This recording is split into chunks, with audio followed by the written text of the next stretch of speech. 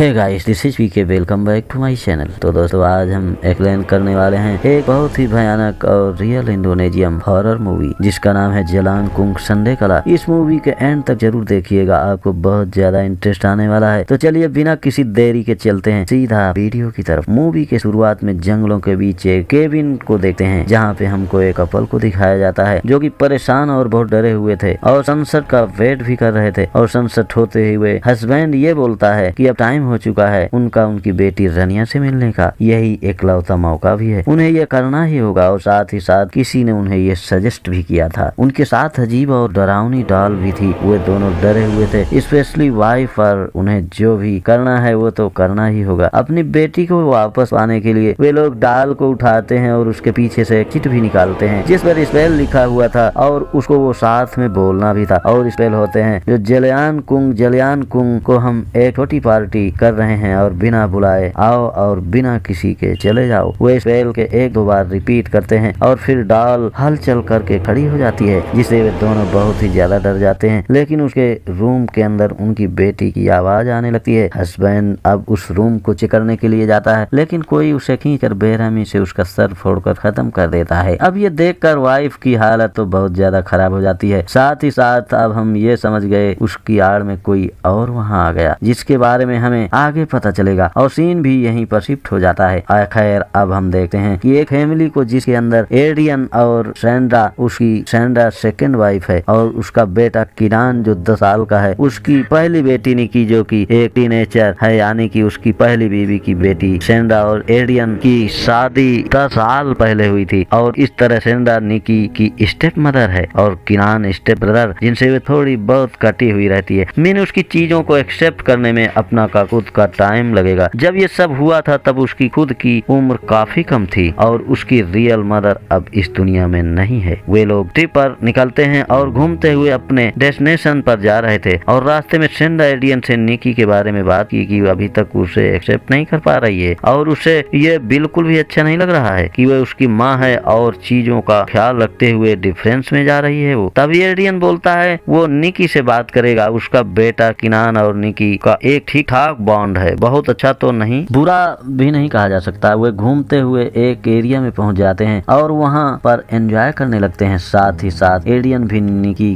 से बात करके आती है कि वो अपने मदर को एक्सेप्ट कर ले और उसे कोई दिक्कत या शिकायत है तो वो उसे बताए, उसे पूरी करेगा। अब वो और सैंड्रा नेचर का मदर इन लगता है। वहाँ पर निकी आसपास घूम रही होती है और किनान भी इधर उधर घूमकर पिक्चर ले रहा था। एडियन अब निकी को किनान के साथ जाने को बोलता है, कहता है कि वो छोटा है, कहीं यहाँ वहाँ न चला जाए। अब किनान जंगल में घूमते हुए पिक्चर को क्लिक करते हुए आगे बढ़ रहा था और निकी उसे रोकते हुए खुद यहाँ वहाँ घूमते हुए उसके पीछे चल रही थी। कुछ ही देर के बाद किनान वहाँ एक लेक के पास चला जाता है। निकी उसे कहती है कि पानी से वो दूर रहे और कुछ ही टाइम में वो अभी वापस आएगी रूम से, अभी रूम जा रही है, आने वाली है। और वहाँ से वे चली जाती है। किनान अब लेक के किनारे पिक्चर्स ले रहा था और वहाँ से उसे एक आदमी मिलता है जो पानी से कचरा निकाल रहा था। वो उसे कुछ बात करके उसे जाने को बोल रहा था क्योंकि सनसेट होने वाला था, क्योंकि सनसेट के बाद यहाँ अकेला रहना बिल्कुल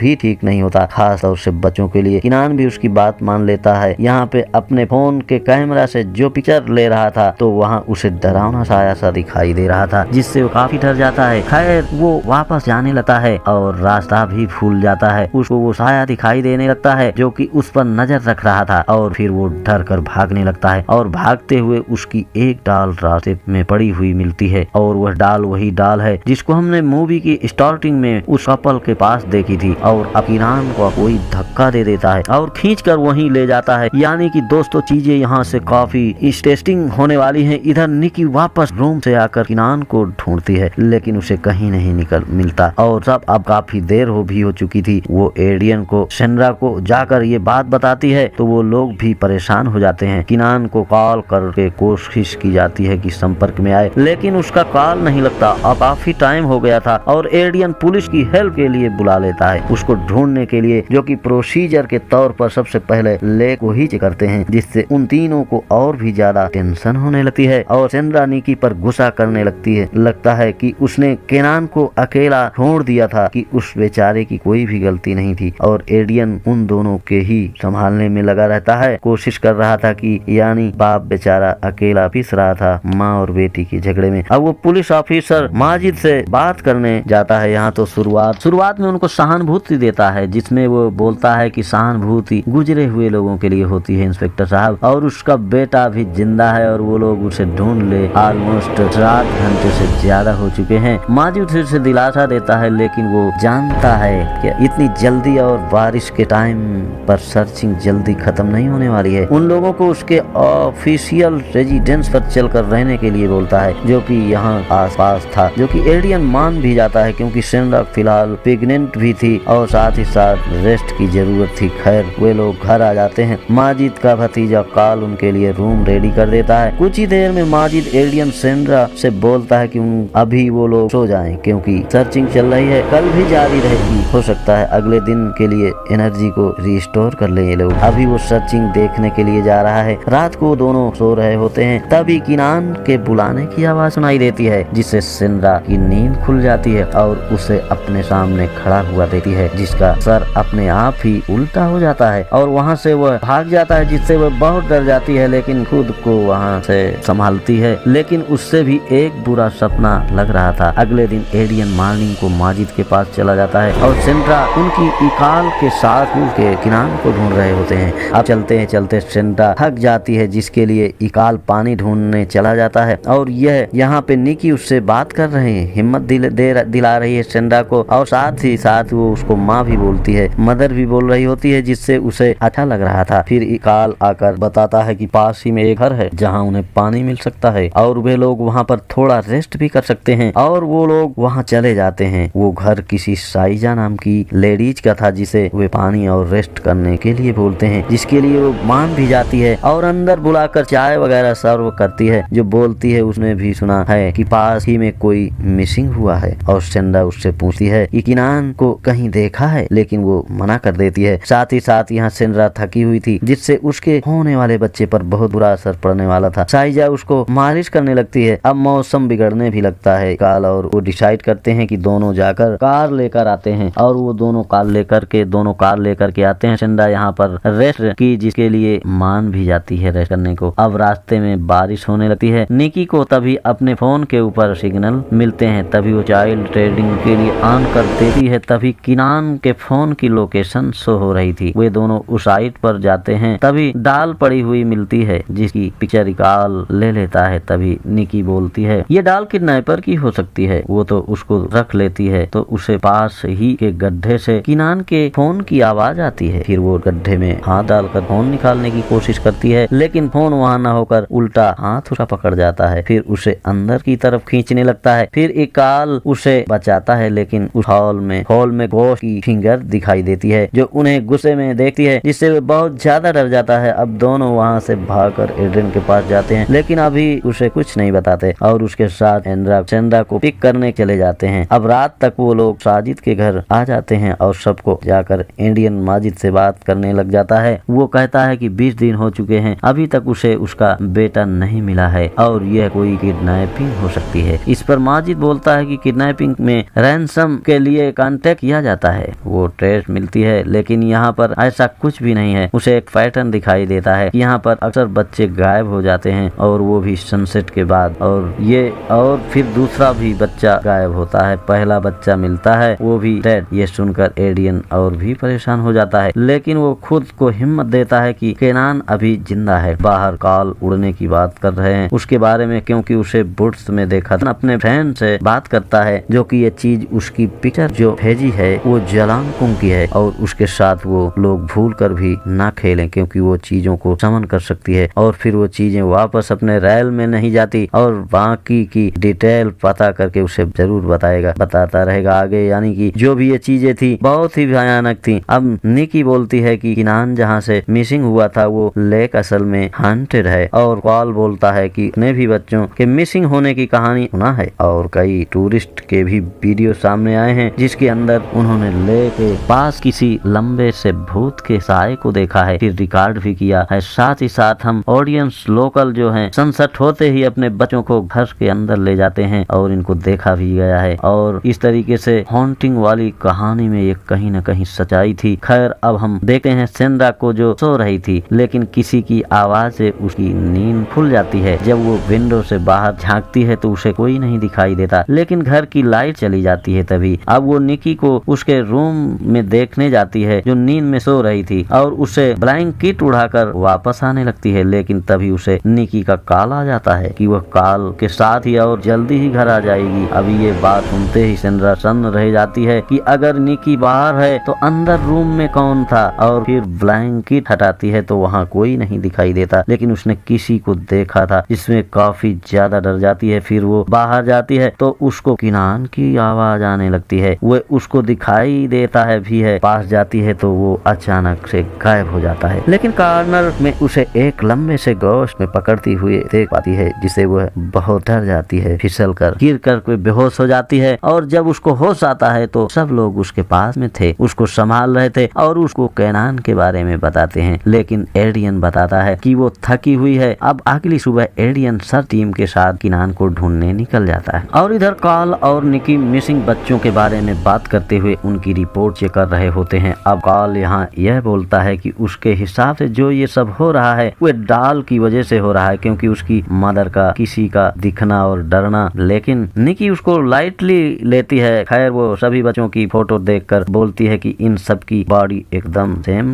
हालत में ही मिलती है, और सबसे पहली बार सन 2000 के आसपास कोई लड़की गायब हुई थी, और कभी न कभी बच्चे गायब होते रहे हैं। दूसरे के गायब होने के बाद पहले वाले की बॉडी मिलती है। वे लोग एक रिपोर्ट रनिया की भी देखते हैं, जो 5 साल पहले 5 साल की उम्र में गायब हुई थी। उसके पेरेंट को भी स्टार्टिंग में देखा भी था। अब हम एडियन को देखते हैं कि माजिद एन टीम के साथ किसी आदमी के घर पर आया था छानबीन करने, जो कि ले के पास रहा करता था, जिसका नाम सानो है, और वो इसी व्यक्ति को लेकर के पास केनान के से बात करते हुए देखा था, जिसमें केनान को वार्निंग भी दी थी कि सनसेट के टाइम वो वहाँ से न रुके, और यानी कि कुछ न कुछ जानता था वो। अब उन लोगों से भी ये बोलता है कि जब भी कुछ होता है तो लोग उसी से पूछताछ क्यों करते हैं और उसी के पास चले आते हैं, जबकि वो ऐसा वैसा आदमी है नहीं। इवन उसने तो बच्चे से बोला भी था कि रात हो रही है, घर चले जाओ, जो कि बिल्कुल सच है, ये हमने देखा भी था। खैर बातें चल ही रही थी होती हैं कि एडियन को सर के अंदर किनान की जैकेट मिल जाती है, और फिर माजिद को बताता है, और सानो भागने लगता है, पुलिस पर अटैक करने लगता है। लेकिन माजिद उसके पैर में शूट करके उसे रोकने में कामयाब हो जाता है। साथ ही साथ उसे एक कॉल भी आती है कि कोई डेड बॉडी मिली है, और सब लोग डरे हुए परेशान उस डेड बॉडी को देखने चले जाते हैं। लेकिन वो बॉडी किसी लड़की की थी, जो कि एडियन और सेंड्रा को उम्मीद रखते हुए कि केनान अंदर होकर अभी मिल सकता है। और माजिद ये बताता है कि ये लड़की 1 साल पहले गायब हुई थी। अब निकी भी यहाँ थी और बॉडी देखने चली जाती है। बॉडी सेम उसी हालत में थी जैसे सब मिलती हैं, और ये बॉडी किसी और की नहीं बल्कि रनिया की होती है। खैर अब बॉडी या उस डॉल के अंदर से किनान की आवाज आने लगती है, और उस बॉडी की जगह किनान दिखाई देता है, जिसे डॉल गोस्ट ने पकड़ा हुआ था, और निकी पर अटैक करती है, और फिर वह खुद को बचाती है, जिसको कॉल आकर संभालता है कि वो डॉल को देखकर ये बोलता है कि उसे लेकर क्यों घूमती है, क्योंकि जो हो रहा है वह ऐसी डॉल की वजह से हो रहा है। अब हम सेंड्रा को देखते हैं, जो साइजा के घर पर से उसको कुछ स्नैक्स देती है, और उसे बोलती है कि अगर केनान यहाँ घूमने आता है तो वो उसे अपने पास रखकर उन लोगों को इन्फॉर्म कर दे, और ये स्नैक्स उसके फेवरेट हैं और जिन्हें वो खाने को जरूर दे दे। सेंड्रा भी थक गई थी, तभी साइजा उस घर के अंदर बुलाती है और रेस्ट करने को कहती है, और उसको खाना भी ऑफर करती है। वो लोग खाना खाने लगते हैं, और सेंड्रा ये पूछती है क्या वो अकेले रहती है, जिस पर साइजा बताती है नहीं, वो अपनी बेटी इंगी के साथ रहती है, वो अपने रूम में है, और वो इंगी को बुलाती है। वो इंगी को बुलाते हैं, लेकिन रूम पे वो इंगी होती है, बुलाने पर भी बाहर नहीं आती। खैर अब इधर निकी और कॉल पुलिस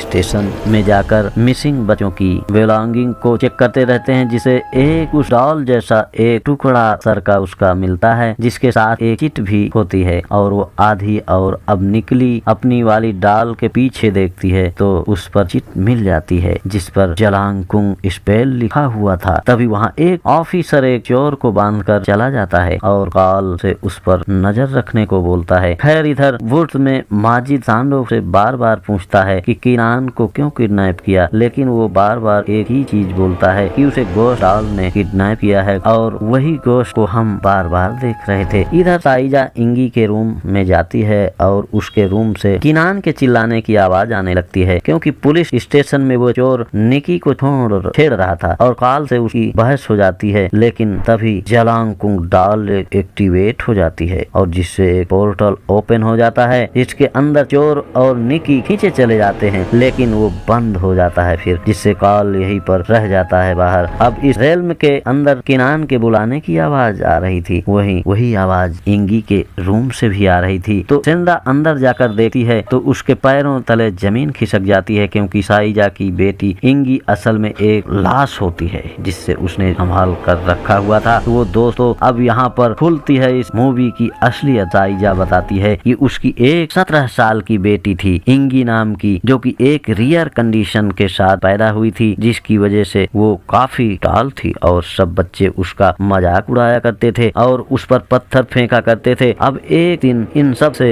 ऊब कर लेक में डूब कर अपनी जान दे दी। फिर साइजा ने उसकी बॉडी को बाहर निकाला और उसे वापस लाने के लिए सानो से बात की, जिसने बताया कि अब वो किसी दूसरे रेल में फंस गई है और उसने ही बहुत सारी डॉलें बनाई उसे कांटेक्ट करने के लिए, यानी कि उसकी स्पिरिट किसी और रॉयल में फंस गई थी। इंगी से दूसरे रेल में कांटेक्ट होने लगा और अंधेरा होने के बाद कुछ पल के लिए इस दुनिया में आ जाया करती थी, लेकिन उसे वापस जाना होता था। उसको अपने साथ खेलने के लिए कंपनी चाहिए थी और फिर ऐसा शुरू होता है बच्चों के मिसिंग होने का खेल, जिनको साइजा ही किडनैप कर लिया करती थी और इंगी को दे दिया करती थी। जब एक से मन भर जाता है तो दूसरा बच्चा उसको मिल जाता था और फिर पहले बच्चे को डेड बॉडी आती थी इस दुनिया के अंदर। अमूमन सी बात है, स्पिरिट वर्ल्ड में एक बॉडी लेकर जाओगे जिंदा तो बस वापस लाश ही आती है, क्योंकि वो दुनिया खाली स्पिरिट के लिए होती है, न कि रियल इंसान के लिए। खैर अब उस रेल्म के अंदर उस चोर और निकी जो पहुँचे थे और निकी किनान की आवाज को फॉलो करते हुए एक घर तक पहुँच जाती है, जो कि कुछ और नहीं वह साइजा का ही घर होता है, यानी कि स्पिरिट वर्ल्ड के अंदर हूबहू मिरर कॉपी, क्योंकि इसी रेल्म के अंदर बच्चों को कैद करके रखा जाता है और किनान वहाँ मिल भी जाता है जिसे वहाँ अंधा करके रखा गया था, इसलिए ताकि इंगी को देकर भाग न जाए। खैर निकी उसे छुड़ाती है और बचा करके ले जाना चाहती है, तभी इंगी गोश्त वहाँ पर आ जाता है और पहले तो उस चोर को खत्म कर देता है और उनके पीछे पड़ जाता है, यानी कि इंगी की स्पिरिट उनके पीछे पड़ गई थी। निकी अब जल्दी ही घर के अंदर जाकर जलांकुंग स्पेल पढ़ती है और पोर्टल ओपन हो जाता है, जिसे रियल वर्ल्ड के साइजा के घर आ जाती है। लेकिन इंगी उसके पीछे थी जो किनान को पकड़ लेती है और निकी उसके सर में उस टाल टाइप कर देती है, जिसे वो पीछे चली जाती है और फिर पोर्टल भी बंद हो जाता है। अब साइजा ने देख करके गुस्सा हो जाती है वो कि उन्होंने उसकी बेटी के स्पिरिट का यहाँ मजाक बना दिया। बेसिकली साइजा यहाँ पर पूरी तरह से पागल हो जाती है और अपनी बेटी को मौत के एक्सेप्ट नहीं कर पाती और उसने स्पिरिट वर्ल्ड से अपनी बेटी को यहाँ बुला लिया। खैर वो उन